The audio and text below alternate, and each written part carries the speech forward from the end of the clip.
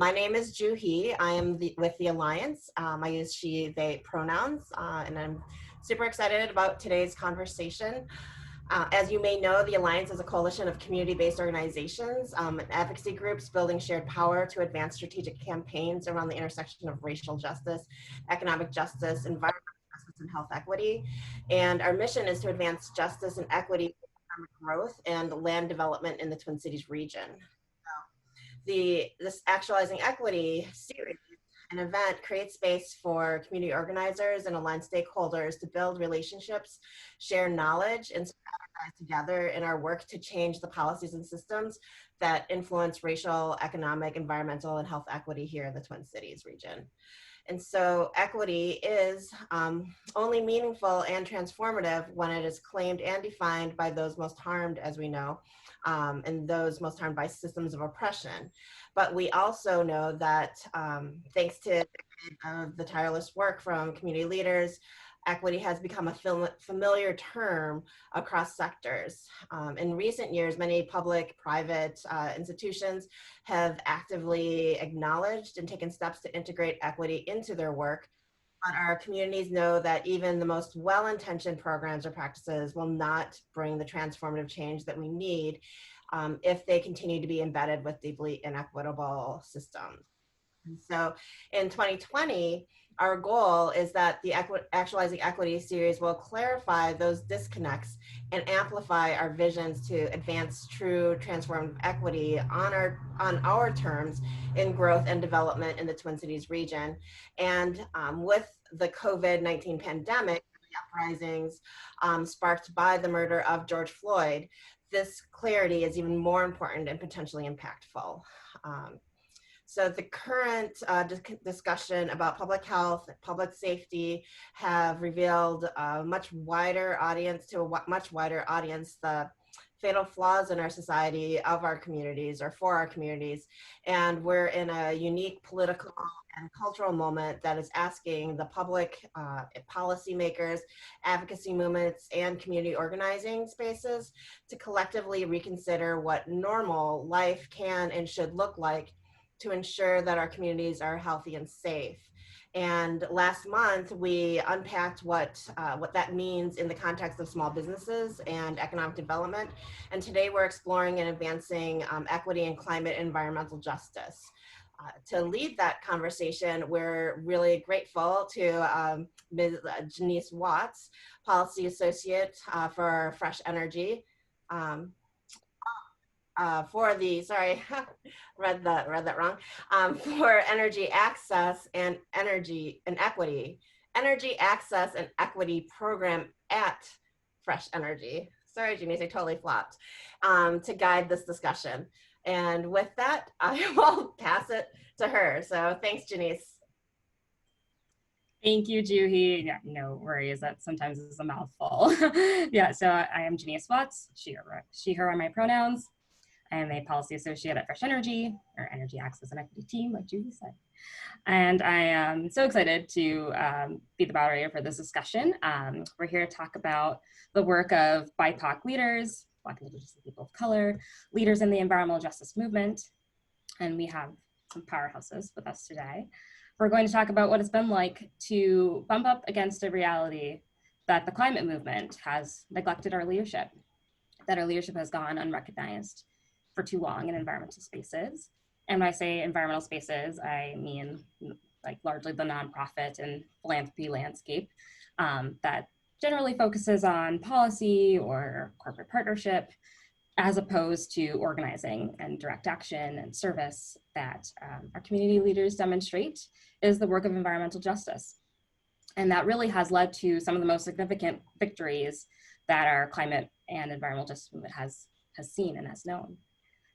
So we're here to talk about the struggles that many of us have experienced while trying to shift this kind of mainstream environmental landscape, organizations, culture, to actually working from a place of racial equity from the inside and out. And we're here to shift the narrative that environmentalism is solely about places and recenter this conversation on the human crisis that the climate emergency has really deepened and expanded, and understand that environmental justice is about how interconnected all of our issues truly are. So I think that before we begin the panel, we're going to have a grounding poem and land acknowledgement from Wacko. They are ready.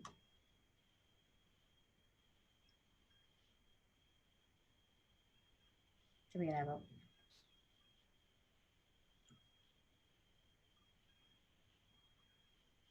or also land acknowledgement from Misty as well. If they're on. Hello. Hi, everyone. My name is Misty Babineau. I use she, her pronouns. I'm a climate justice organizer with Minnesota 350. I am going to read today what is called a land coexistence statement. I borrowed this from the Native Peoples Caucus of the DFL. I'd like to invite you all to take a moment and close your eyes as I read this.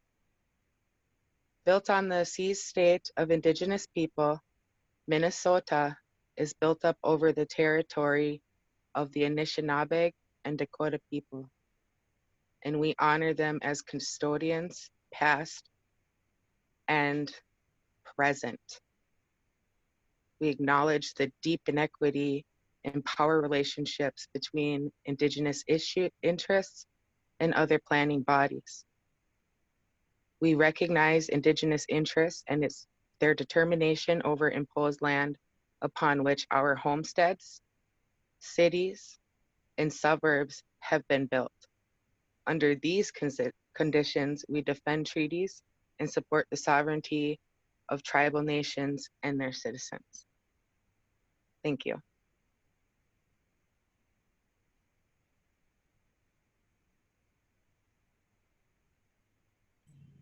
Thank you so much, Misty.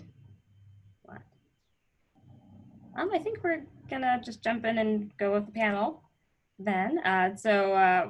We have an incredible panel here today. So let's begin. I think we're gonna start with I'm gonna introduce the first question and then ask our panelists to introduce themselves and answer the question. So jumping in, the question is, the COVID-19 pandemic and the George Floyd uprisings have elevated the urgency around racial equity and justice for many white-led organizations, but certainly many in the environmental and climate justice space. What patterns have you all seen come to the forefront in this moment that crystallizes the ways that white-led environmental and climate movements have failed to center BIPOC communities and leadership? And I believe we're gonna start with Dominique. Thank you, Janice. Thank you, Misty. Thank you, Carolyn and Julie and everyone at the Alliance for hosting us. Sorry, I'm taking a walk because my Wi-Fi is actually out. So I'm searching for that 4G out here. So I hope the traffic noise doesn't bother you all too much. My name is Dominique DIADDIGO-CASH, community organizer. I've been based in the Twin Cities for 10 years now, most of that work being with anti-racist youth organizing, restorative justice, also working in the space of surveillance of the Muslim community. While I'm there, let me just say Eid Mubarak to everybody. Yeah, and I think I'll dive right into the questions. I use he, him, his pronouns, and I currently work for the Progressive Workers Union and the Sierra Club. There's so much. I think there's a few things that come to me in terms of these organizations that have historically fallen short and sometimes outright failed our communities and our communities' definitions of justice. I think one has been outright support for like racist environmental policies, right? Or environmental policies that aren't rooted in an anti-racist or working class analysis. I'll never forget, after first starting this job at Sierra Club, I went to a community meeting with this coalition held at the city of Minneapolis, but it was a grassroots coalition of community members, and folks were talking about how we're gonna reduce carbon emissions in the Twin Cities, in Minneapolis in particular, to meet those goals. And one of the things that they walked away from that meeting with was, oh, let's go to city council and get them to enforce the anti-idling ordinance. So for those who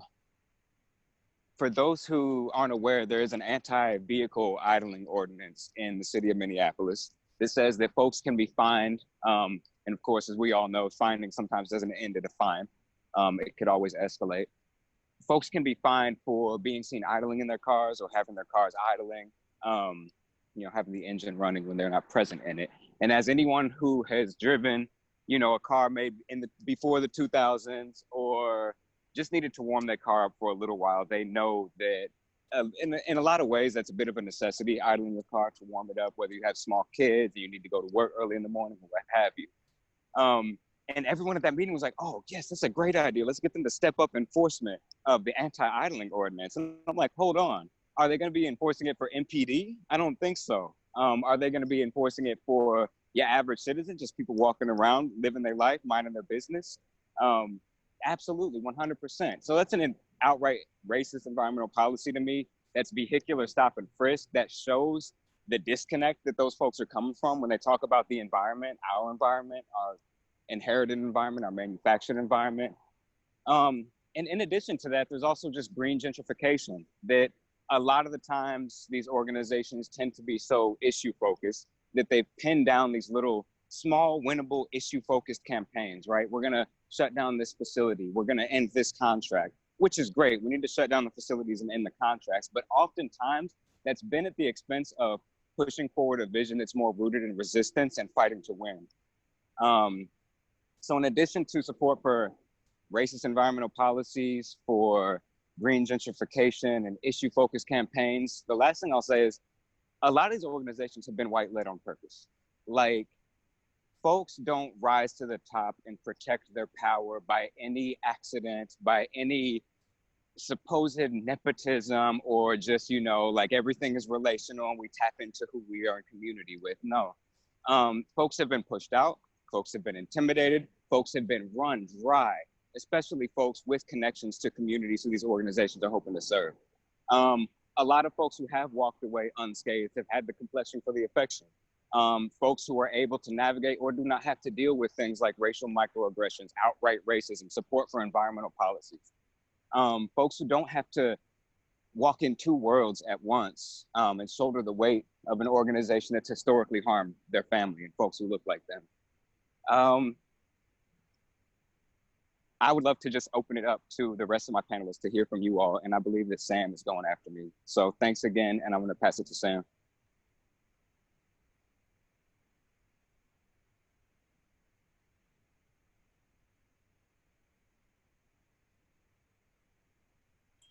Yeah, I'm supposed to go next. I think it's Misty who's supposed to go next. Is that correct? No, you're not. You can go, Sam. All right, cool. Well, all right, Dominique. I'll catch the ball, brother. It's an important question. And there's two things I want to say right up front. First, we are in a historic moment. And we have, if we pay attention, been through enough struggle, embodied enough wisdom that we can arrive in this moment powerfully together in a way that we have not in our lifetimes. And nothing less than that level of embodied commitment is going to get us through this decade with genuine transformation that solves the issues that this question sort of, begs of us. That's the good news. We can do it if we choose. The bad news is that there's a whole lot of toxic patterns that are so deeply set in place, and we lack mindfulness, and we lack healthy relationship, and we lack courage to be vulnerable with each other and grow together. So we tend to miss the full measure of what's possible in moments like this. I'm already seeing slippage in this moment, like I've seen in other movement moments in the past, and it hurts my soul, like I'm sure it hurts the souls of all on this call who are noticing what I'm noticing. So right now, if we think about what should we be asking of white-led environmental organizations in response to the challenges of this particular moment in history. KATHRYN HOFFMAN, who was on the call and will be speaking later, called a meeting of leaders of environmental organizations here in town. Thanks for doing that, KATHRYN. And the point was to ask the same question of people who are in a leadership space. And there were many people from BIPOC communities who showed up in that meeting and really challenged the dialogue and the sensibility. And the main point was that if we're going to make this moment different, white-led organizations have to stop asking us to help them. Say that again. White environmental organizations have to stop asking us to help them. And what they have to do is turn around and ask a question. How can I practice deep, meaningful, transformative solidarity with you today and always? Let me put everything I know, all the resources I have at risk for deep collaboration that serves your soul and what your ancestors require of you in this moment. Tell me what that is. So all the folks who have the privilege and the burden of walking around in a white body on the call, take a moment to breathe and think about how you can practice love for transformative solidarity. How can you practice love for transformative solidarity? And for all the folks on the call in BIPOC bodies, attend to the same question. How can you practice love and wisdom and guidance for transformative solidarity? Because as folks come to us and say, I want to know how I can follow as opposed to lead, that's my approach to leadership, is to follow. Will you let me? We each have had enough historical trauma from people asking us a question before like that, only to trick us and to use it to reinforce existing privileges, that we're reluctant in moments like this to offer trust. And so I think it's important to acknowledge that there are many dynamics going on emotionally, psychically, spiritually, biologically, structurally, culturally, that all have to be attended to with the wisdom of the heart. So right now, I just want to make this point. If we think about financial flows for environmental work in Minnesota, almost none of it goes to support BIPOC organizations. There's very few BIPOC organizations working in the environmental justice space. Brother Dominique said that's by design, and that's true. So a challenge for all of us on this call is to make a commitment that we're going to be part of a process that ends that pattern. That pattern has to end now. In 2020, we should begin to feel and co-create measurable results. What does it mean to do environmental justice in the 21st century? I think we have to attend to the definition. Many people, when I want to talk about environmental justice, are quick to default to the EPA's definition of environmental justice. And that's a limited definition which was handed to the EPA, which they then limited and constrained by what they thought was a politically feasible definition. So I think it's really important to have an open dialogue and recognize that environmental justice means that all the issues up for humanity are in fact environmental issues, and that we need to privilege the intersection of what's happening in people's lives with what's happening in ecosystems. They're part of the same conversation. What hurts the earth hurts my body. What hurts my body hurts the earth. The bodies that are hurting the most in Minnesota right now are particularly African American and American Indian bodies, physical bodies, community bodies. How can we design a strategy going forward in Minnesota that honors the healing, using a healing justice orientation, and generates conditions for a transformative justice strategy in Minnesota? So my mandate to all of us, my request, my humble request, let me remove the mandate because people hate mandates. My humble, loving request, look at me jumping into my regenerative language. My humble, loving request is that we practice a level of co-creative wisdom that we didn't even know was possible, because it actually is. We have to be bigger than we know how to be in order for this moment to be what it needs to be. So with that, I'll yield it back to you, Janice, to pass to whoever follows. And there's an extra E, remember, it's Janice. Peace. It's okay. My whole life, it's okay. So I think thank you, Sam. That's all, so many important things to think about, and would love to circle back on through our discussion, but I think we're next gonna pass it to KATHRYN HOFFMAN. Oh, see, I was afraid I might have to follow Sam because his wisdom is unparalleled and It's a hard act to follow. Thank you, Sam. So I'm KATHRYN HOFFMAN. And Sam, you didn't introduce yourself. Do you want to do that? Oh, I'm Sam. I'm the executive director of MN350, and I use he, they, we pronouns. Thanks, Kat. And I'm KATHRYN HOFFMAN. I'm the executive director of the Minnesota Center for Environmental Advocacy, or MCEA. Ours is a mouthful too, and so we shorten it up. And I use she, her pronouns. So I'm a lawyer by training. I've been with my organization for 10 years, and I've been the leader for 3. We specialize in legal and policy work. We've been around for 46 years.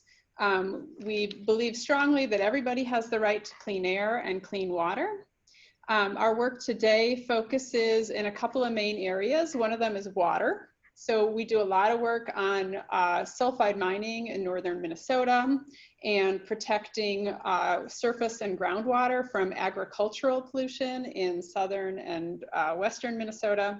And we also work on climate and energy issues.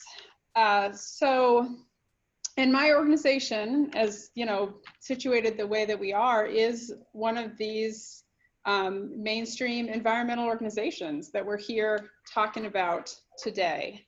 And so it's a singular moment for people like me to do what Sam is asking and say, you know, what are our missteps up until this point, and how can we really step into this moment?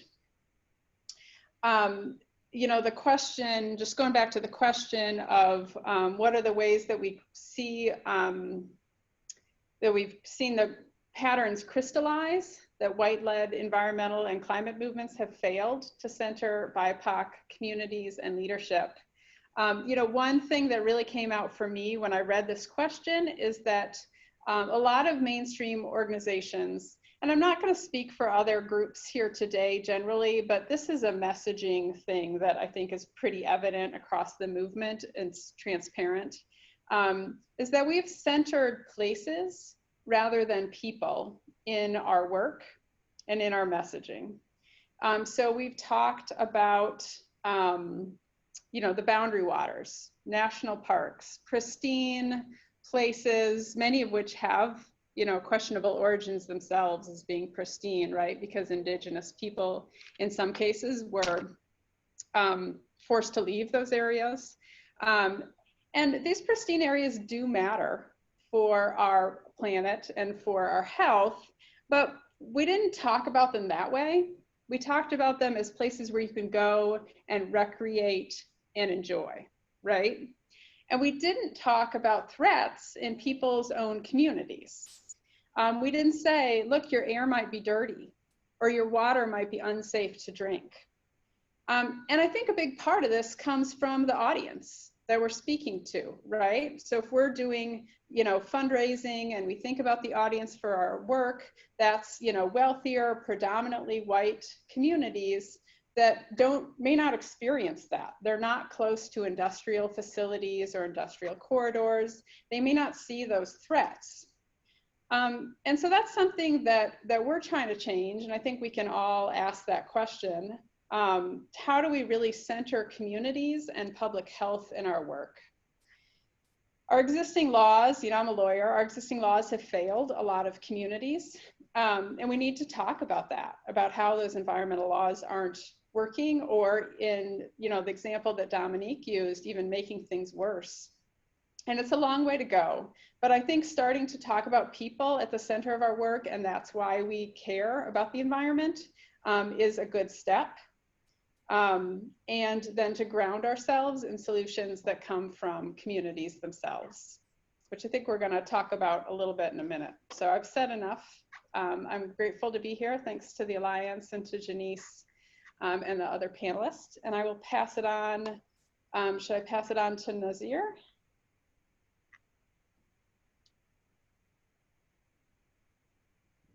Sure. Hey, thank you. Can folks hear me? My sound has been iffy. Hey, I'm Nazir. I use he or they pronouns. I'm with the BIPOC Environmental Justice Table and the Climate Equity Table. And the Climate Equity Table is kind of an arm of the BIPOC Environmental Justice Table. We are a new formation in the last couple of years. We formed really out of the work that many of us were involved in environmental justice struggles, from Line 3 to fighting the Herc incinerator to other things. And yeah, and we are just maybe a little bit more about us. We've been pretty focused on the incinerator over the last few months, developing a campaign around that. Have been more recently, you know, trying to raise up how COVID is disproportionately impacting communities of color, and that especially includes environmental justice communities that have been historically dumped on and polluted in.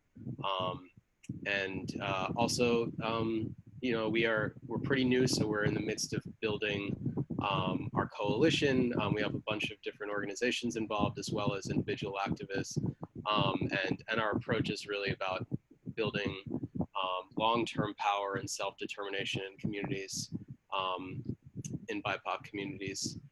And yeah, so happy to talk more about that if folks want. But to answer the question,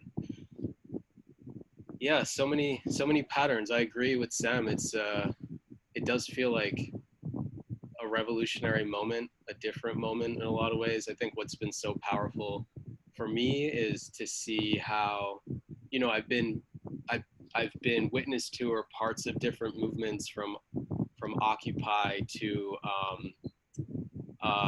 actually one of the first things I really got involved with was an environmental justice struggle in the state in India that my mother is from, Kerala, in which Coca-Cola was built a factory for soda and was pulling up all the groundwater, and then the byproducts of their industrial process, the toxic sludge, they sold back to farmers as fertilizer, and people started getting sick. And there was just this, Kerala is like pretty well known, I think, in a lot of international development circles and leftist circles too, also because it's for most of its post-independence history has been a communist state, and has one of the highest social development, like it's on par with the first world in so many ways, like infant mortality, maternal mortality, 100% literacy.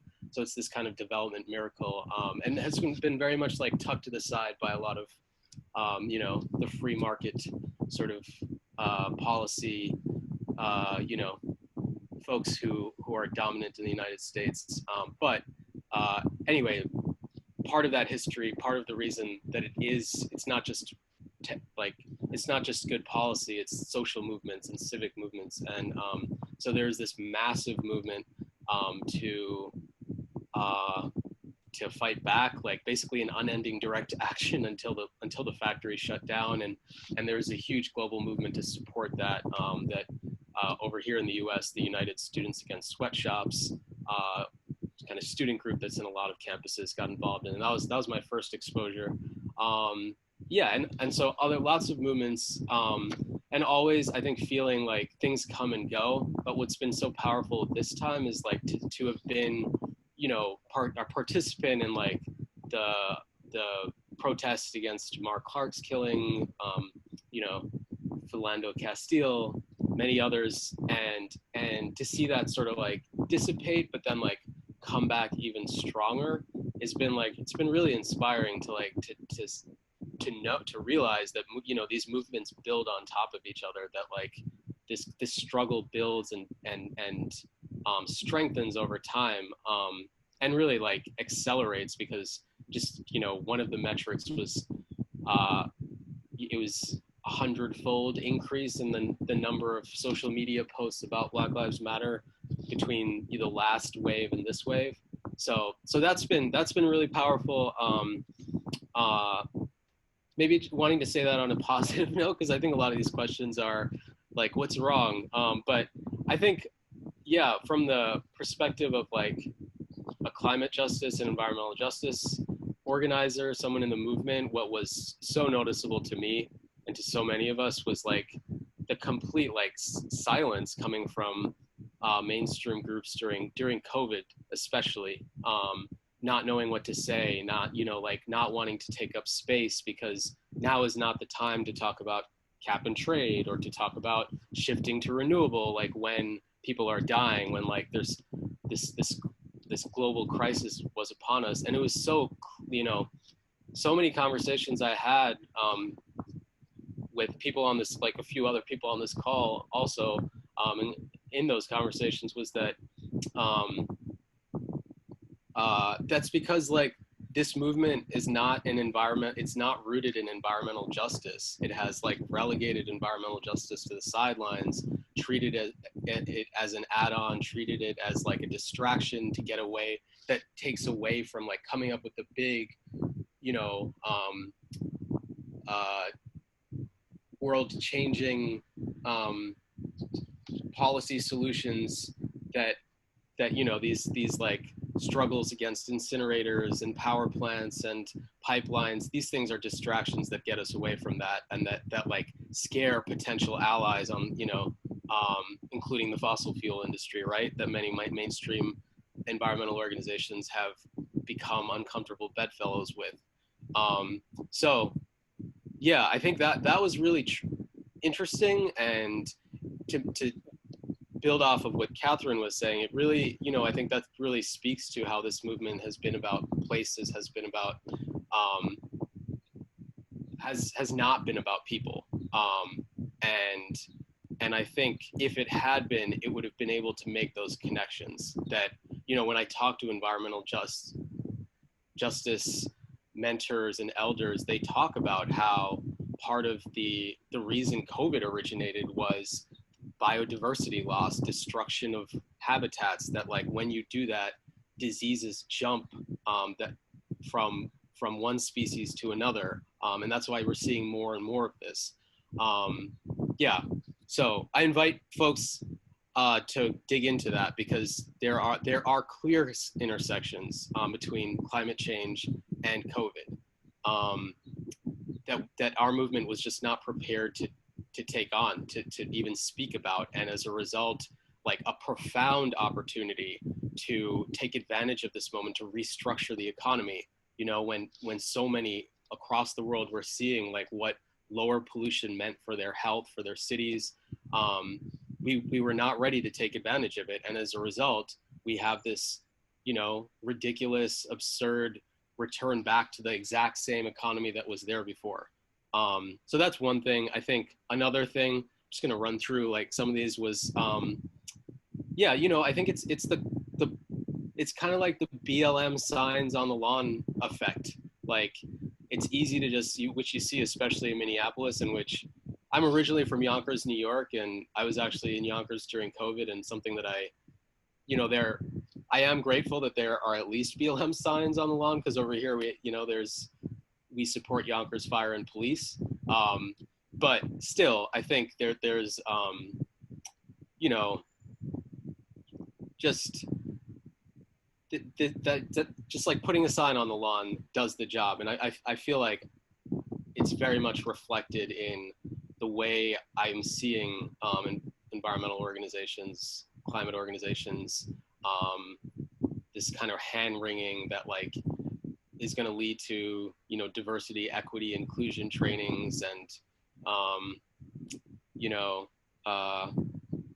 yeah, you know, the usual like, well, let's make sure we hire some staff, maybe even hire an executive director, but what really, like, to me, I think I look at is, and you know, let's put out a statement. I've seen a lot of statements, especially after the uprising, but what I haven't seen is substantive policy shifts.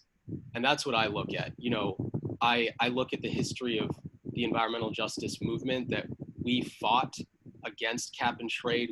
We have been talking about the risks of carbon pricing, and not only were we ignored and then proven correct when the money from carbon pricing did not end up back in communities when, often what happened was they built a wind farm somewhere else.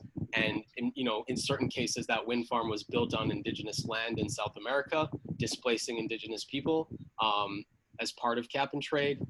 And not only were we ignored, but also there was retaliation. And I think I want to elevate that, because this is not just about saying the right things and doing the right, there is a history here of retaliation against the environmental justice movement for fighting back when it goes against, the overwhelming sort of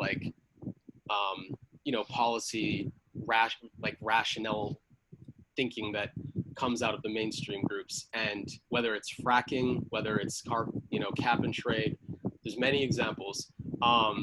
And that retaliation meant that this movement, after, the last financial crisis, was defunded. So we are in a position where, and speaking from the perspective of our table, if it had not been defunded, we very well might have an existing environmental justice coalition in this state. And looking at many other states in the United States, that's kind of what we're left with, is that we don't have the infrastructure and power we need to have because of that. And it wasn't just retaliation, it was also just, again, this sort of EJ is an add-on.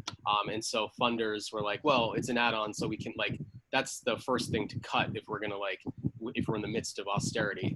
And we are again approaching we are in austerity again, our economy is falling apart. And the worst thing that could happen is to defund this movement again. Or to fire those who are environmental justice organizers in organizations like Sierra Club, MN350, etc. So I just want to bring that up and say, follow Climate Justice Alliance if you are not already. I think that's definitely one of the leaders in the EJ movement that I look to, and that has been intervening really effectively and powerfully for years now. So Climate Justice Alliance. And the last thing is that, I think, sorry, I can also bring this into later questions actually. So maybe I'll mention this in I think I can fit it into the other questions. So I'll stop actually. I've been going on, sorry. I don't know who I'm supposed to pass it to. I think Misty, is that right? Yeah, cool, thanks. Hey. Thanks, Nazir. So I'll try and be quick and succinct as I can. And I think patterns that I've seen, I can only speak from my own experience in this moment, is a failure to name the issue. We talk about how language and words are important, but why aren't we calling environmental justice what it really should be called? Racial justice. We have a failure to address the root cause of it, right? And that highlights how brown voices and Black voices have not been listened to. I know I'm not the only brown person to come along that has said that environmental justice is the end result of white supremacy and genocide. When you remove connection to the earth and you massacre and colonize the people who care for her and are connected to her, how are we ever supposed to have anything equitable? And that's the pattern, right? We can't name it. We can't really talk about it because it makes us uncomfortable. And that's a pattern of fear. Our fear of being vulnerable. We expect individuals who are Black, Indigenous, and people of color to come into these spaces and be vulnerable, to share their experiences, to lead, to put themselves out there in physical harm.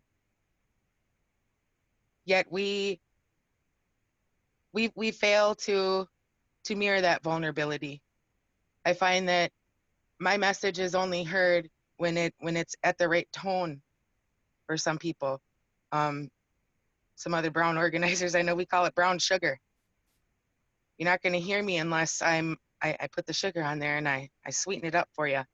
You're more likely to listen to the prayerful Indian than you are the one that's getting maced. And that right there is the problem. Both of those voices are valid.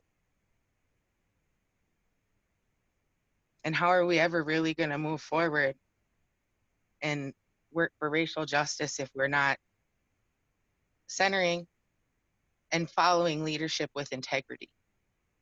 Because we can, yeah, I think what I'm going to say is going to go into another question. But that's in our lack of imagination. And then this is collectively, right? A volunteer, a coworker recently pushed me, what kind of world do you imagine? And I went into, oh, you know, I want our carbon emissions to be here, and I want personhood for the Mississippi. And they said, no, what do you want your world to look like? And I was like, oh, well, you know, I'd like to be able to walk to my doctor. And they said, think bigger. And then she shared what her world was, where she wakes up in the morning and she's allowed to go walk with the plants because she knows that everybody is taken care of and that we're all taking care of each other and pulling weight when we can. I don't think the society and the systems that we have in place currently are productive. I think that they're so corrupt. And unless we're willing to have that conversation, what are we doing? If we keep, we're insane. It's continuing these patterns of insanity. We keep doing the same thing in these moments, right? Because Standing Rock was a moment. And before that, there's many moments. And we keep doing the same thing. Let's have these conversations, but we don't hold ourselves accountable and keep moving forward and pushing the boundaries for what is possible. And what that means is fighting so that everybody can be there to help formulate these conclusions. And that's environmental justice, because we are the environment, right? We are a part of her. She's a part of us. So there's no separating. And that's the pattern that we continue to see. And with that, I'll pass back to Janiece. Thank you so much, Misty. Thank you, everyone. Those are all such powerful things that we're really here to explore. And Misty, I think everybody's right on, but really this removal of the connection to Earth, to everything that is our home, to everything that sustains us, and even trying to think that it's separate from us human beings has clearly been the biggest lie that we've all been forced to live within, this kind of system that perpetuates that lie. And it clearly has resulted in the place that we're in right now, of seeing so much destruction, so many crises. I love, Nazir, you bringing up the fact that like diseases and viruses spike and accelerate and spread due to when you lose biodiversity, when you lose ecosystems, when you lose and really like unleash and you lose habitat. Where are those animals and parasites? All things are living. Where are those things supposed to go? They're going to continue to creep into the ecosystems that we think what we are living in that are safe. And yet, here we are living in a pandemic right now. So many amazing threads that you all have brought up that I think really go into this next question of, really the follow-up one, of what do you see as opportunities to be in solidarity with each other and to elevate some of these interconnected issues of that environmental justice is the umbrella for. I mean, everything from health to housing to transportation to the economy to the way that we live and work with each other. What are some ways to be in solidarity with each other and to really begin to like just work differently with each other? I think we'll bring it back to Dominique, since he started off our panel. And of course, if there are things that you all want to pick up on, please continue with that. So pass to Dominique. Thanks, Janiece, and thanks to all the folks sharing this panel with me. It was really humbling and awe-inspiring to listening to you all. I feel like that's such a broad question that I might just stick to sharing one thing that's kind of top of mind right now. And it's been said already on this panel, but the idea of solidarity and solidarity with integrity, solidarity with humility. I think that, I mean, as Misty and I think others as well have raised, but when we talk about environment, we're talking about us as well, as a product, reciprocal ambassador of that environment, both manufactured and natural. And the ways that environmentalism has siloed itself continues to be astounding to me. I think by cause of it being very issue focused, right? Because they're not fighting for environmental justice, as I believe NAZIR raised earlier. Instead, they're fighting these small, winnable, issue focused campaigns, which very much mirrors and complements what the dominant culture and power structure says, like, this is permissible change, right? Instead of looking beyond and understanding how we can accommodate those folks most impacted by environmental devastation right now, who are the same folks who are the same folks impacted by the failure of all of our systems, or maybe the success of all of our systems, depending on how you look at it. Something very clear to me as someone who spent a long time as a public housing resident, but also with public housing advocates, is the understanding that the Parks Board owns perhaps more land than any other single landowner in the city, right? It, to me, is astonishing that organizations who claim to be doing environmental work or conservation work, if they want to be a little more antiquated with that framing, haven't applied pressure, given the relationship that they have to groups like the DNR, the other BLM, Bureau of Land Management, and the Parks Board. They haven't leveraged those relationships to make those institutions more accountable, because those are the same people greasing the wheels of development, of gentrification and displacement, of the people scattering our communities, when oftentimes each other is the only thing that our communities have. I think that there are a lot of ways that we could support meaningful investment in public land and public infrastructure, and without it, we have what we're seeing in our communities today. But we haven't applied that pressure, and therefore we failed to be in solidarity. We have deferred to what folks have brought up, these gestures, these performative gestures of solidarity, these expressions of solidarity, which are really like, oh, you lead and we'll just back you up, right? If you say abolish MPD, okay, we think they're bad too, right? Instead of stepping out boldly and saying something like, no, we as an environmental organization know that state violence, police violence hinders our work and what we need to do to win. We know who is being targeted by surveillance, by mass incarceration, by over-policing. Instead, we rely on folks who put their bodies on the line, and then we follow them with a letter or a statement or an op-ed or signing a petition, as opposed to stepping into that place of leadership and perhaps risking things like losing funding. And maybe that's the last thing I'll say, is holding all of their relationships accountable. That means relationships with foundations, that means relationships with community members that they claim to be of service to, that means relationships with, more grassroots coalition-based groups, such as the BIPOC table or the climate equity table. Ground those relationships in a sense of accountability, not transactional relationship, not you scratch my back, I'll scratch yours. There's so much more that we could be doing with the resources at our fingertips. And in 2020, I find it hard to believe that ignorance of the issues is a reasonable excuse. So when I say solidarity, I don't mean showing fake love online. It's not sharing the spotlight, but it's also sharing the dark.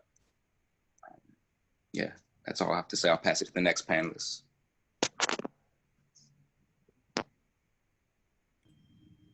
Thank you, Dominique. Oh, wow. I think everything you said, I just put snaps in the chat. But leveraging relationships is so important. And there's definitely so many of the environmental organizations that have been around for a long time that really, everybody knows somebody, right? But I think you mentioning like the Bureau of Land Management, the DNR, the Department of Natural Resources, these are like state agencies that have a lot of power, have a lot of money, have a lot of resources, make a lot of decisions that affect us all. And when we're not stretching ourselves to like hold those institutions accountable, to push on those institutions to to really understand and comprehend the full scope of the issues that our communities are facing. I mean, as you raised, like policing, militarization, that the violence that our communities have been dealing with, have been struggling with for a long time. And when we only think of them as that environmental institution over there, instead of having some real clear ties to things like criminal justice and policing and larger forces of our government, we're missing out on huge opportunities there. So thank you for raising that. Yeah, I think we'll pass to Sam next for your thoughts. Thank you, Brother Dominique, for your powerful wisdom, brother. Much love. Solidarity, solidarity, solidarity. Go inside your spirit and ask yourself, what does it mean to practice solidarity with my deepest held values, which meet your deepest held values? And how do I get out of my own way with the way I've been trained by my limited, constrained, oppressed ego to really honor relationship and be more than I know how to be, because I am your relative and I am made through my relationship with you. We live in an individualist, egotistical society, which trains us not to practice solidarity. So there's a cultural revolution that is necessary in humanity in order for us to organize at the depth of solidarity that this moment requires of us. So that's the first thing I want to say. And I want to honor something that Misty said in her comments to the last question about part of our internalized oppression is that our radical imagination gets diminished over time. And when people like Misty stand up and speak with firewater, she gets shut down and dismissed, and then people don't want to ever hear everything she says, whether it's brown sugar-coated or not. And I think part of solidarity is to listen to me at all times. Like Dominique said, listen to me more when I'm throwing dark energy at you. Listen to me more in those moments, because that's how we transform together.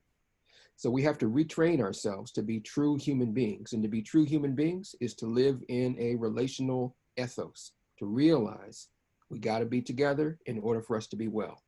The hurt of one is the hurt of one all. The honor of one is the honor of all, as my Indigenous elders have taught me. So what does solidarity look like in Minnesota in this moment? I want to ask us to really think about changing funding flows so that very significant money accrues to environmental justice organizing in Minnesota. I'm not afraid of using data. I want to use data really powerfully, and I don't want to use data gathering as an excuse to prevent us from doing transformative movement building. So I want to encourage us to go to the state of Minnesota and push for something kind of like the Legacy Amendment that's focused on climate justice. And I also want us to go to Attorney General Ellison, and I want us to prosecute climate injustice as a crime against humanity, and to hold the government of Minnesota and all the corporations in Minnesota accountable for their contribution to climate injustice, because climate injustice is a crime against humanity, but it's invisible to people who are walking around in comfortable privilege. And people are accepting the trade-off. Well, yeah, there's problems with this society, there's problems with our economy, there's problems with our democracy, there's problems in our social settings, but we don't know a better system. So we just have to keep going along and hope that something will magically appear later. Things don't appear later by magic. Things appear later by constant revolutionary, evolutionary pressure.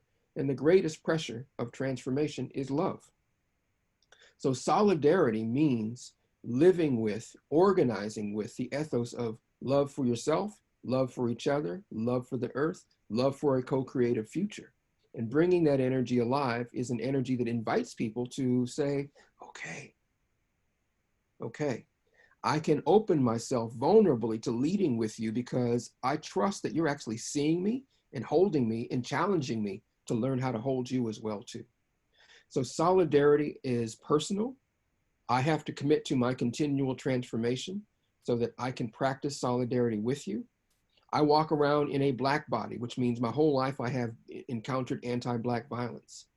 So I had to learn over years of healing not to hold white male-bodied people at a strong arm's length, because white male-bodied people literally tried to assassinate me several times in my childhood. So I was like, hey, you and me can't get along. You got to stay on that side of the street. You got to stay on the other side of the universe, man, because we can't be together. I internalized the war that white supremacy threw at me. So I couldn't practice solidarity with white men. I had to learn through struggle to let go of the way I internalized the toxic message I was fed, so that I could see them as my brothers and recognize all of us as part of one human family. I internalized the message I received. All of us do that. We have to take responsibility for that at the personal level, at the relational level in our intimate environments, at our organizational level, and then across our organizations.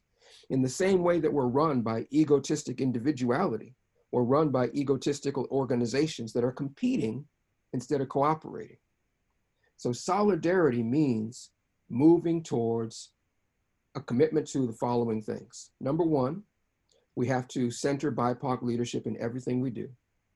Number two, we have to make commitments to investing in BIPOC design organizing strategies. And in order to invest in those strategies, we have to continually upgrade the radical evolutionary consciousness that's applied and embodied in those strategies. Then number three, we have to expand the scale. We have to stop thinking at micro scale, and we have to start thinking about intersectional scale, so that we're growing things that have statewide impact and regional impact. And I'm trusting that if we organize with that ripple ecology, the future that we hope for will begin to emerge. And we can do it, and we must. So let's get to work, family. Let's just get to work, and I'll pass the mic.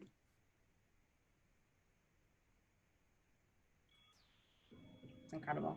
Thank you, Sam. So we hear those commitments. I'm going to try to put those down in the chat so we can have a record, a nice written record as well, because those are the commitments that we need to make. I think I'll pass it to KATHRYN. How are you? How is this resonating with you? What are your thoughts? Yeah, thank you. Sam, those words are a gift, and thank you. So there's been a lot of conversation about being vulnerable. And so I want to take a minute to just talk about some of the lessons that I've learned as a white leader in this space, and things that that we can do better at. And I'm going to name two things. One of them is the need to honor all types of experience and knowledge. Okay, so, and this is really like, this is not unique to my organization, but I think we have a particular way of looking at this, because a lot of our folks are lawyers, and lawyers are, their types of knowledge is viewed in a particular way by society, right, and by dominant culture. And it gets us access to halls of power, legislature, courtrooms, back rooms in state government where decisions are made. And the way that we need to shift is to consider that people's lived experiences are tremendously meaningful. So when the most successful partnerships that we've had are where communities approach us and ask for a partnership. So it's community led, and they recognize we bring something and that the individuals approached us bring something, and those both matter. It's less successful when we as sort of experts identify something that we think should happen, and then we try to find communities to go along with us. That's not a successful partnership that honors all types of experience. And let me get real specific here. Lawyers get paid by the hour, right? Like that's what they do. They get out of law school, you go to a firm, and your lawyers might bill at, you know, $300, $500, some of them bill at even $1,000 an hour. And my organization has partnerships where sometimes other organizations will, you know, pay us for our services. And in certain circumstances, that makes sense. And as lawyers, we have a very clear way of thinking about the way that our services are valued. So early on, when my organization started partnering with some community-based group, we had this assumption that payment for our services would be at least a topic that would come up. And that landed with a big thud, honestly, and it should have, because that's a historical assumption about whose labor is valued. And there's like a whole, we could get into a whole big conversation about this, like historically women's work, caring for children, cleaning, things like that, is undervalued.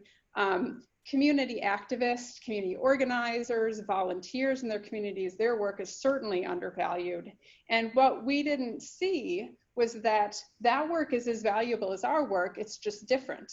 And in fact, we were more powerful when we all did our work, together towards an end that was shared, but not that we were paid for our work and they weren't, which is absolutely the wrong model.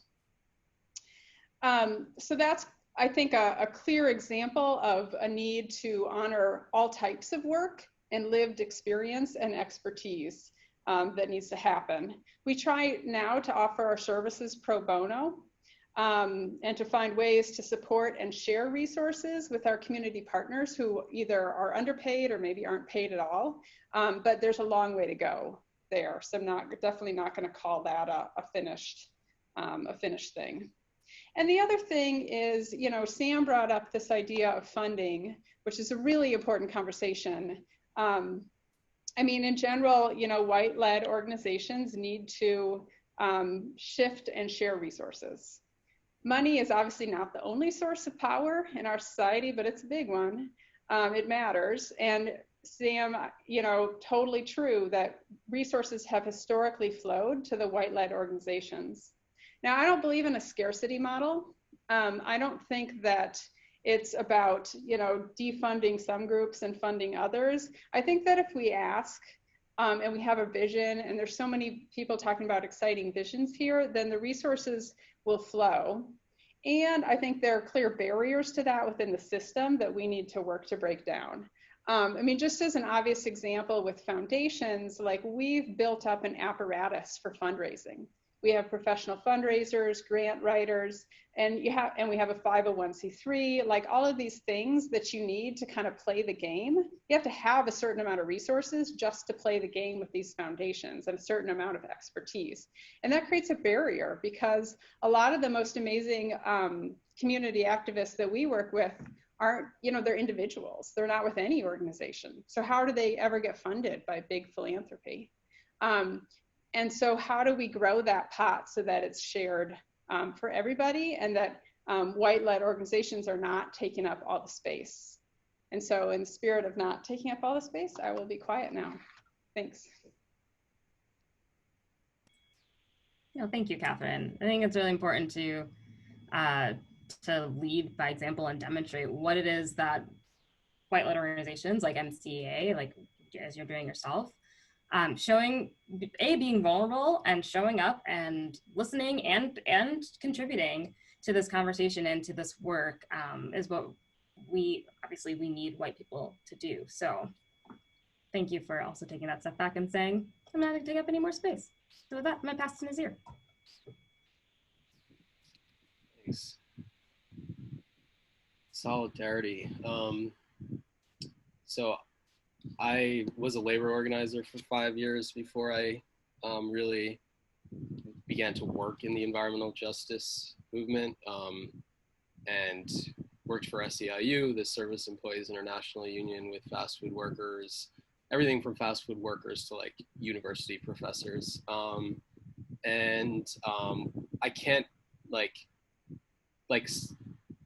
that is a word we use so much in the labor movement. It's really like the heart of the labor movement, and everything that it's won, I think, is due to the power of solidarity. And so I can't help when I hear that word, but to think of that movement and the experiences I went through, the really like where I learned to fight, learned to like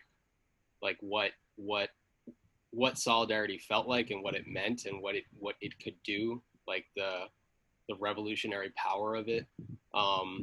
You know, I think seeing so many examples, being part of, like myself when I was in a staff union, watching workers literally put their livelihoods on the line to stand up for each other, to stand for what's right, to say they're not going to accept a worker being retaliated for trying to form a union or for speaking out on the job against something unjust.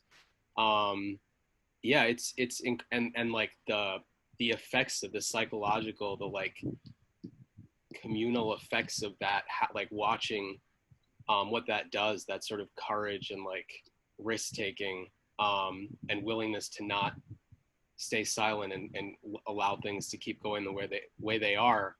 It's I think, you know, it's like, it's a form of love. It's like it's so incredibly important.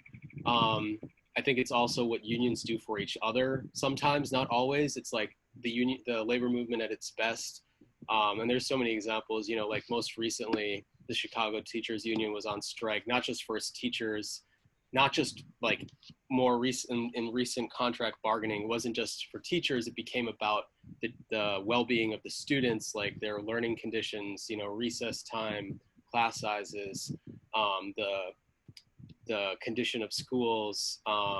And this most recent iteration last year was about the well-being of the families that their students are part of.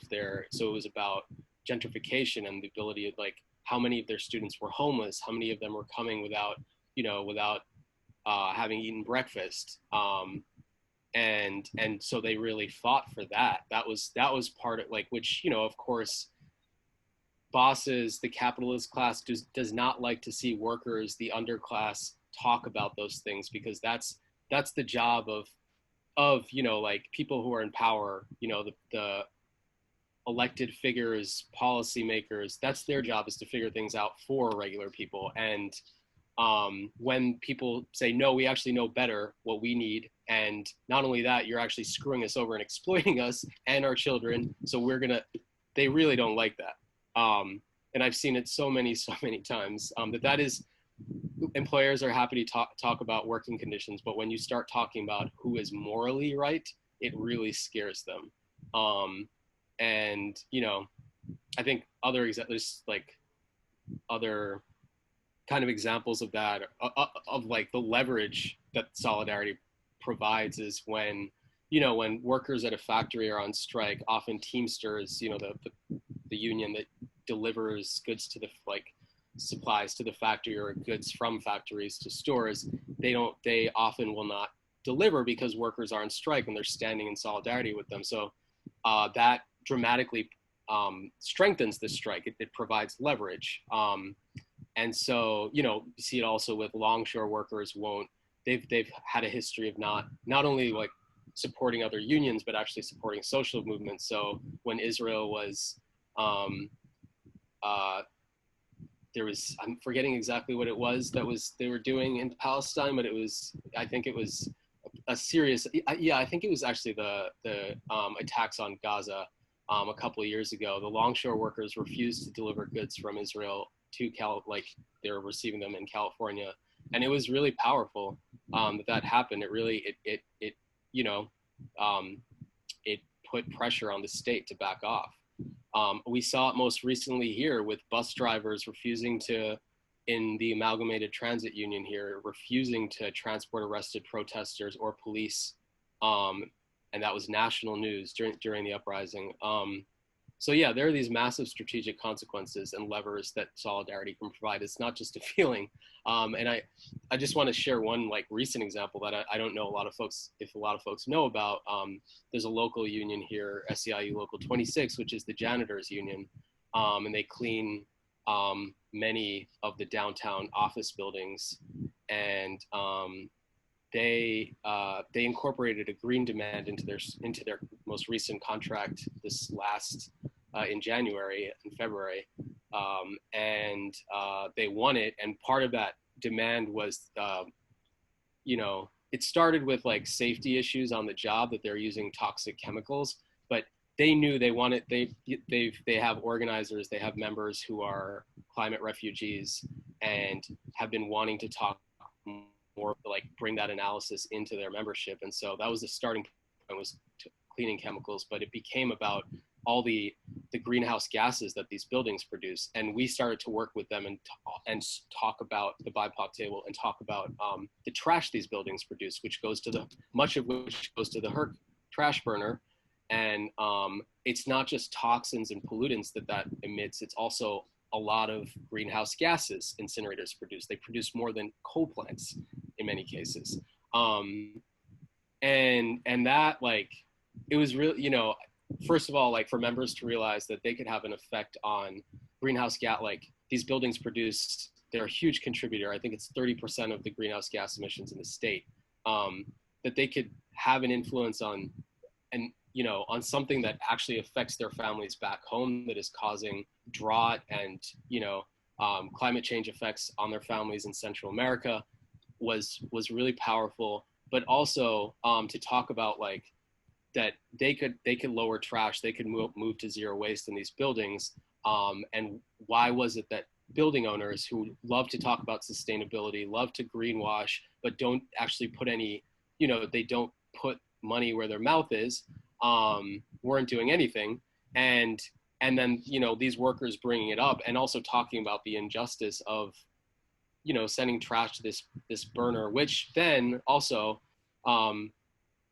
these buildings buy energy from the HERC, which, you know, loves to talk about the quote unquote renewable energy it produces, that powers heating and cooling in these buildings as well. So it was this, like, it's not only that the buildings produce greenhouse gas emissions, it's they buy dirty energy too. And that intersection, I really want to get into this because that intersection was so important, and it is what environmental justice organizers talk about so much. Like one of the most powerful examples that I heard locally was actually Sam Grant was talking about the effect that the cyclone a few years ago in North Minneapolis had, where knocked down a lot of trees and just, I'll let you dig into it, others, but like dramatically increased, you know, the energy that people needed because trees provide this tempering effect in the summer and in the winter. And, you know, it's this, like, these movements are so intersectional, so interconnected. And I think it's like, I'm honestly like tired of doing the work for climate and environmental organizations. And I wish that they would step into that work and research for themselves how the work that they are already doing or that they could be doing ties to environmental injustice. Because that intersection it's not just the right intersections to make for ethical reasons, but we saw in this SEIU strike that, you know, we had a bunch of people show up to the strike authorization vote in which they're deciding whether to literally to go on strike to win this green demand. And we had hundreds of people, hundreds of, you know, Black and brown folks in a room voting. And the energy was like, you know, the energy was incredible. People have not been in spaces like that when they're used to these policy technocratic spaces. And to see that, like, that energy to fight to win something, I think it was pretty transformative for everyone who went. And like, it is exactly the type of thing that we need. We need more than the right solutions. We need the people power to actually deal with climate change. So yeah, there's a lot more to say about it, but that was a really powerful moment. And it really showed how these intersecting things can create the power we need to win.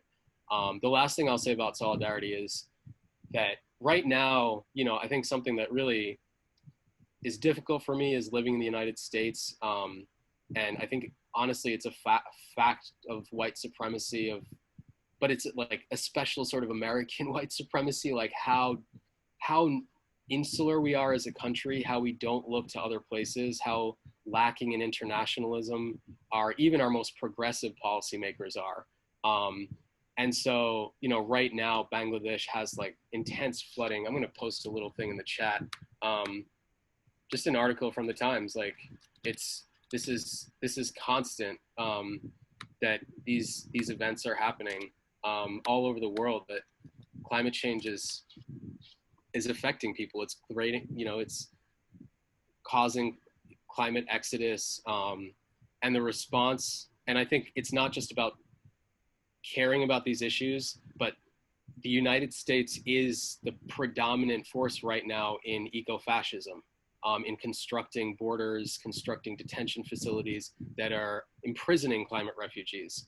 And it's not just the United States. Europe has been doing this for years as a result of, you know, the war in Syria, which, for folks who might want to dig into that, was also partly a result of climate change in the arid areas of the country, sending people into the cities. So many issues are coming from like our climate changing, and they're, you know, we don't even talk about them. Like it's so distant from how we think about things from all the policy spaces I'm in. And yet the United States is leading the way in developing the machinery of an eco-apartheid state globally.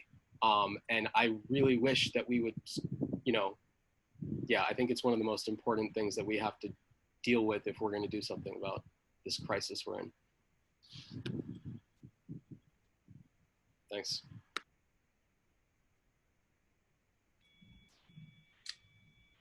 I'm just taking a breath because, man, wow.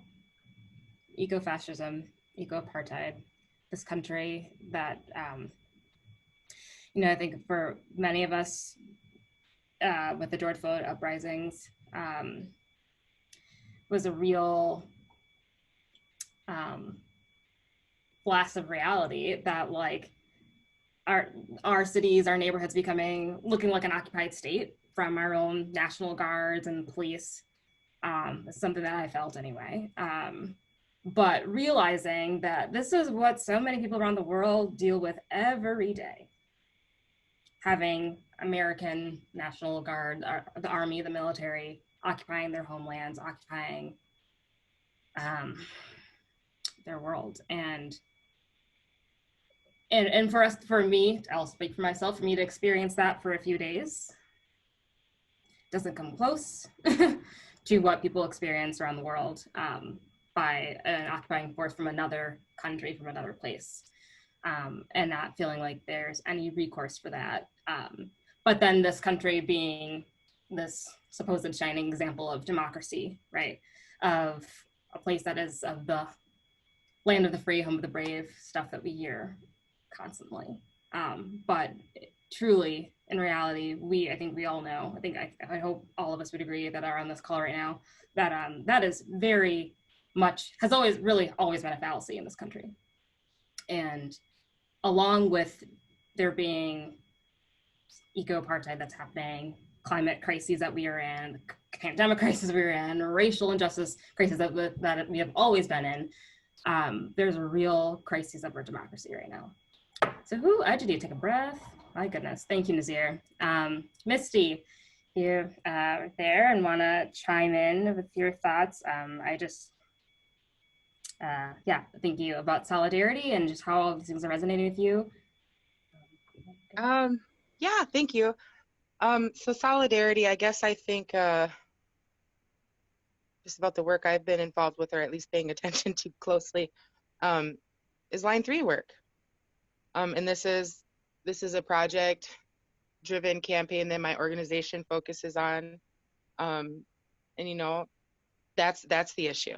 It's Line 3. We got to stop Line 3. And over the past few years, you know, we've begun pushing and elevating the conversations of how important, how treaty rights are tied in, how the missing and murdered Indigenous relatives are tied in. And still, after several years, that's an afterthought. Oh, and by the way, and like, what if we started approaching communities talking about sex trafficking instead? Educated them. And then said, well, if this is alarming, I want you to know that there's an increased risk due to this project. And then maybe bring people in that way. It's that lack of imagination. To me, it's prioritizing the quote unquote win versus actually taking a step back and maybe not charging into battle until we have a clear, concise, equitable battle plan. And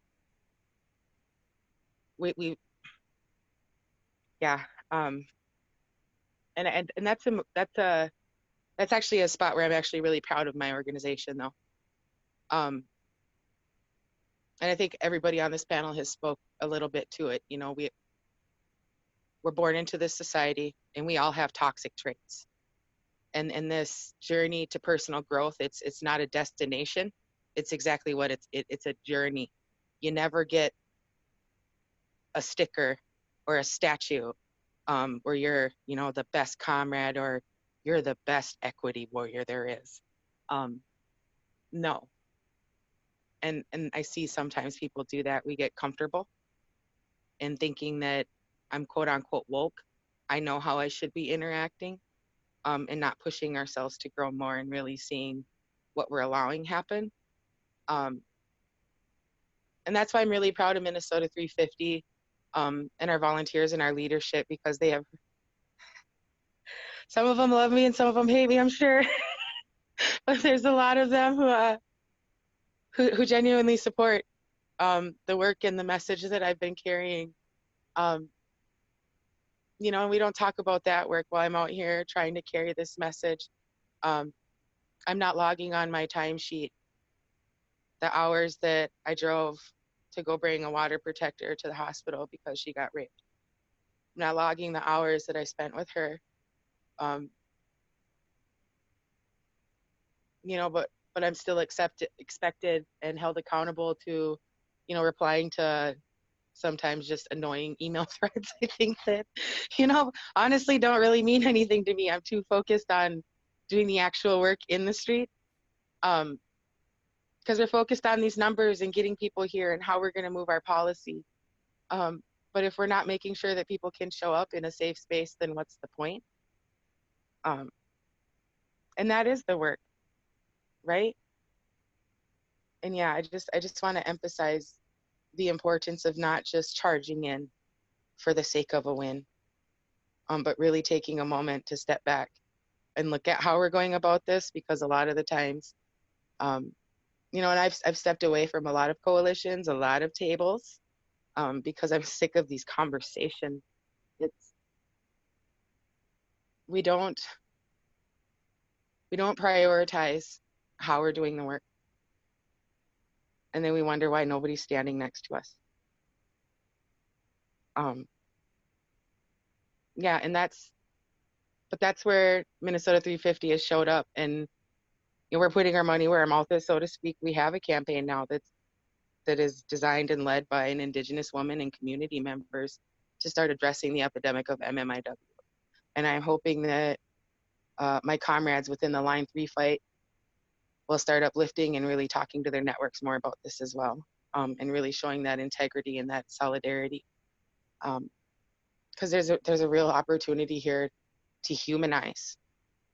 We have to continually humanize the environmental struggle so that people can see that every time we hurt the earth, we're hurting each other. And until we have a shared consensus of that and we can all get level set, we're just continuing to perpetuate the systems of white supremacy and exclusion that we are fighting against. And with that, I'm done.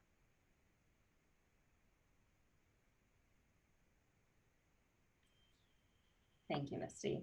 We continue to humanize as environmental struggles. What we do to the earth, we do to ourselves, we do to our own bodies. We are all connected. We're all gonna feel that pain.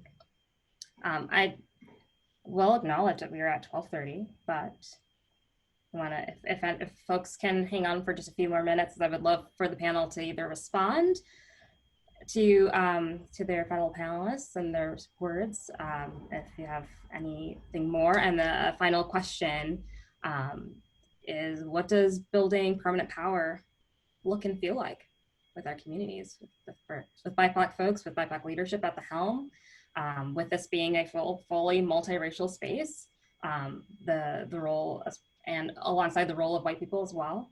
What does the building power look and feel like? And if Dominique wants to go first again, but Dominique can also decide to pass if they don't want to. I want to step aside and let marinate kind of what was shared in the last round. and only say that what I've heard today on this call from folks who I've been in relationship with already and folks who I haven't been in relationship to is a movement. And what I hear a lot of times when we're working in our single organizations is maintenance of an organization. And I think that those are two goals that are rooted in very different places. And oftentimes they have goals on very different horizons. What we need to be talking about in these organizations is this movement that we're discussing amongst one another right now as relatives, almost in spite of the maintenance of these organizations at times. And when I hear folks breaking down their organization to redistribute, to actualize equity, to take risks, it shows that it's possible, because at the end of the day, these institutions are made of people, and it's going to require all of the accountability, relationships, and solidarity that folks have been talking about in order to trust that we're all doing that in lockstep. Thank you so much, all of you, and I'm going to pass it to whoever's next without putting somebody on the spot. Thanks, Brother Dominique. Since I went behind you the last couple times, I'll go behind you again. And I'll be quick because I know we're past time. I think we have to have a dialogue around what is power. And I think for people who have been oppressed, power is a dirty word, and it's not something we trust. And so I actually think it's important to honor that the greatest power is the power of loving relationship at all levels, at all scales, across all systems, across all cultures, across all geographies. And so we used to, in the kind of the standard broken leftist orientation, think we had to like first take state power and then install the new revolution. Two of my mentors who are now ancestors, Grace Lee and James Boggs, said that the most important revolution is a revolution of values. And so if we practice the revolution of values in the way we make space and hold space with each other every day, the revolution we wish for in the future is already alive in our bodies, spirits, and dreams today. That's the work we have to do. That is power. If we do that, then what we seek is already in the process of emerging. We let ourselves get distracted by the pretty lights, by the fancy shoes, by the next car we want. Oh, I gotta have a house because my rent is going up, so I gotta become a homeowner. Oh, I gotta buy this stuff and join with the history of, join with the, the dynamics of privatization. So true power comes from constant healing and recognizing that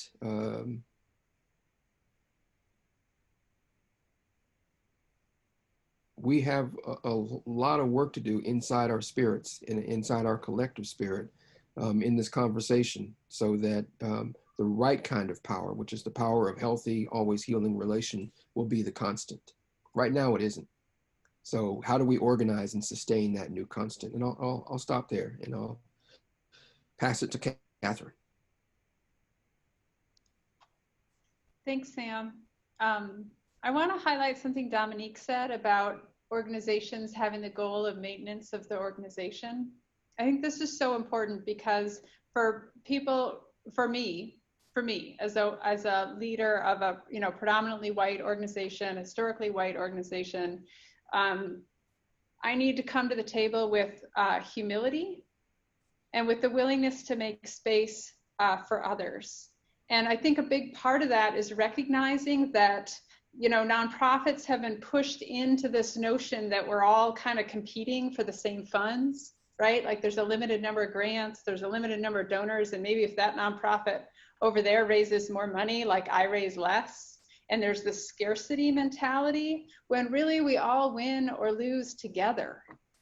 We all win or lose together. And so that's what solidarity is coming to the table with humility and saying, this is not about my organization being successful. That's not the litmus test. That's not what's gonna get us anywhere. That's not gonna build power. It's how do we empower everybody here? And how do we create real opportunities for real leadership for BIPOC and all leaders who care about the environment? So, that's the thing. And so I'm really, and I'll just take a minute to talk to the white people on the call here, because I'm gonna say that, I've made some mistakes. Sam referenced a meeting that I called earlier, that was predominantly white leaders, almost all, and I really didn't include BIPOC leaders in that conversation, and that was a mistake. And I'm grateful to some of the other folks actually on this panel who called me in on that, and we talked about it and helped redesign the meeting. And even that, it wasn't fully successful because I sort of had included BIPOC leaders at the back end, which was not the same as inviting everybody in initially. And like, I'm still here. And so what I want to say to all of you is, like, take a risk. Step out of your comfort zone in support of justice and equity, beyond the statements and the lawn signs and things like that. Be in relationship, be in solidarity, be bold, know that you'll make mistakes, and that it is better to have tried and made mistakes than to have never stood up for justice at all. Amen.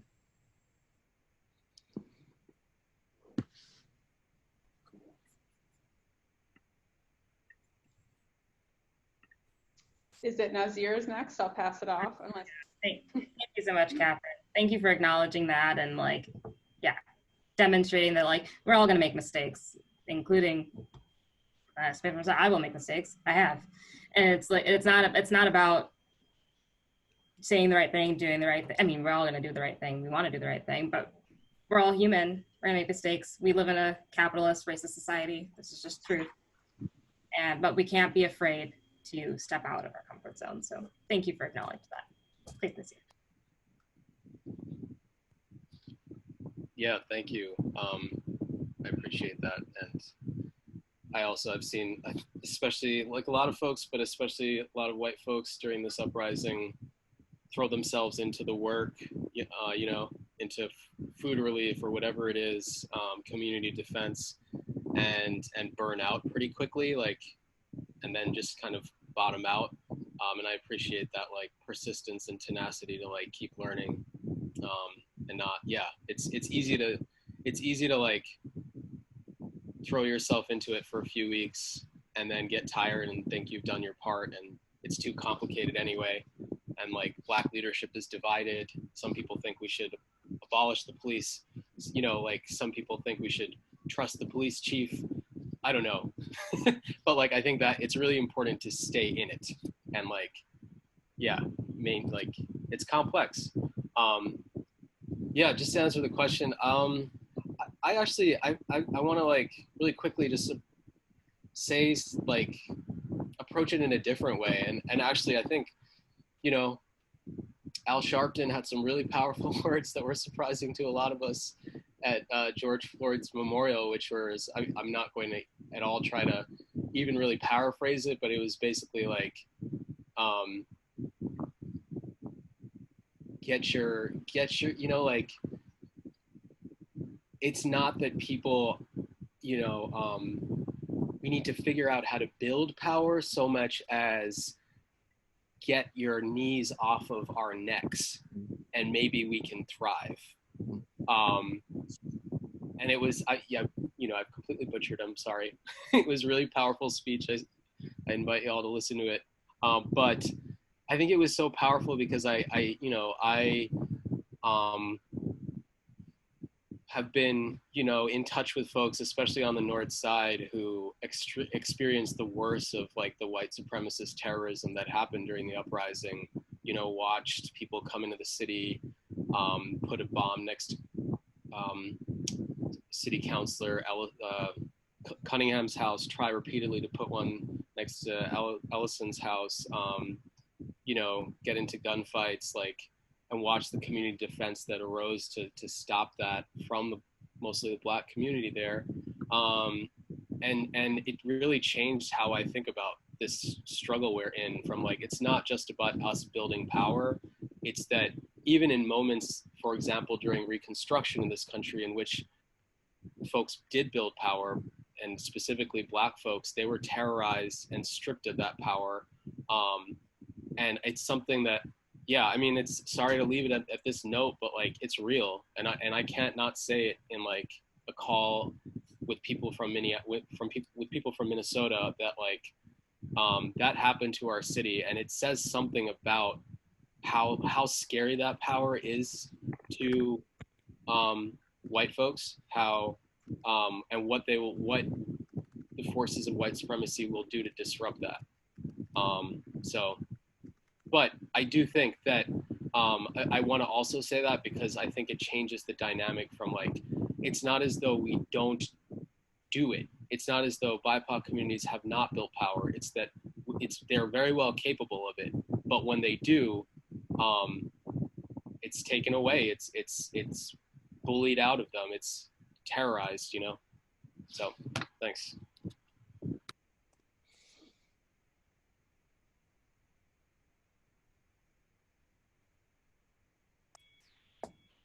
Yes, thank you, Nazir, for naming how terrifying and how real the struggle has been for centuries that we have been fighting.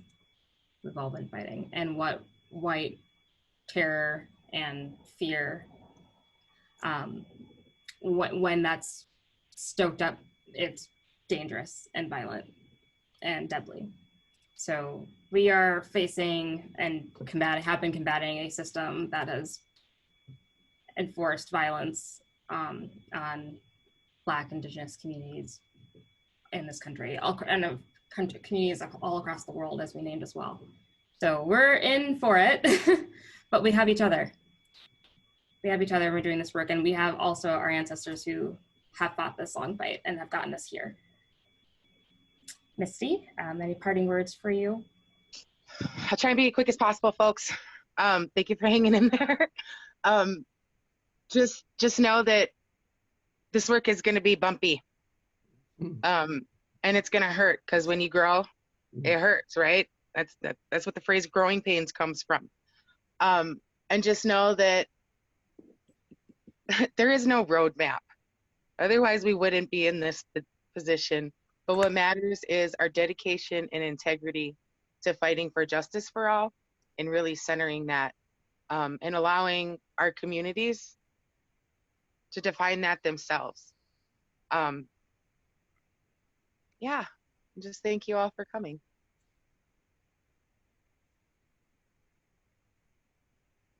Well, thank you, everybody. A round of applause and through all of our screens. Thank you so much for all of you sharing your wisdom and your words and your dedication to this fight.